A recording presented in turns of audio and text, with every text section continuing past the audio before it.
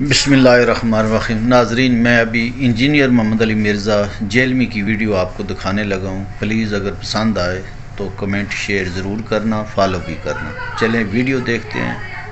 کمرے میں قبلہ جانب پاؤں کر کے سو سکتی ہیں؟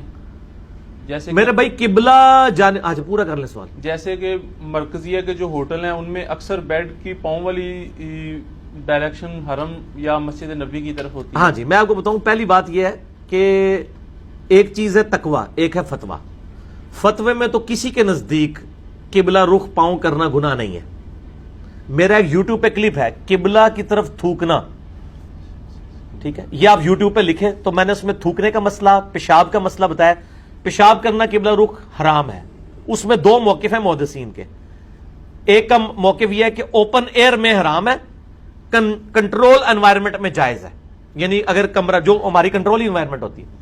دوسروں کا موقف ہے کہ نہیں مطلقاً، میرا بھی ان کے ساتھ ہے اور میں نے دلیل دی ہے کہ ابو ایوب انصاری رضی اللہ تعالیٰ عنہ یا سعد ابن ابی وقاص ابو ایوب تھے جو مصر گئے، تو انہوں نے کہا میں تمہارے ٹوائلٹس کا کیا کروں، بخاری مسلم میں آتا ہے یہ سارے قبلہ رخ بنے ہوئے ہیں تو مجھے ٹیڑھے ہو کے بیٹھنا پڑتا ہے اور پھر میں اللہ سے معافی بھی مانگتا ہوں۔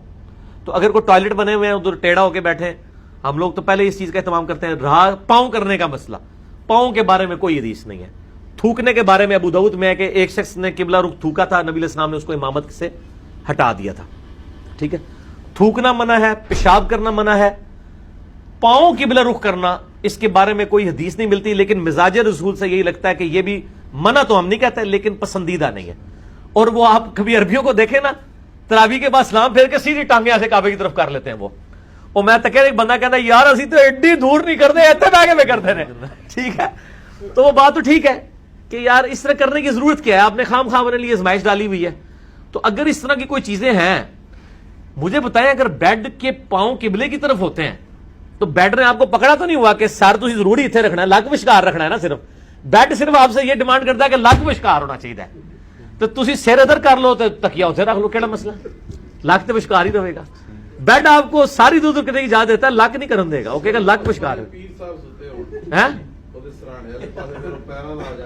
نہیں پیر صاحب اگر سرانے ستے ہوئے نے تو اللہ تو بندے پھر تو تمہیں بیڈ اتنے سونے نہیں چاہیے، زمین اتنے سو تو پھر جس پاس مرضی لات کر لو۔ اچھا، یہ جو ایک بات مشہور ہے کہ قبلہ کی طرف اگر ہونا پاؤں تو اس کو جگا دیں، تو اگر کسی کی طرف کسی کے قطب ستاری طرف ہو تو جھوٹ ہے۔ میں نے اسی کلپ میں بتایا کہ بھی قطب ستارے کی کوئی اس طرح کی وقت نہیں آئی ہے، انہوں نے وہ غوث قطب ابدال کی وجہ سے قطب سمجھ لیا اس کو، تو قطبی ستارے کا مسئلہ ہی کوئی نہیں ہے۔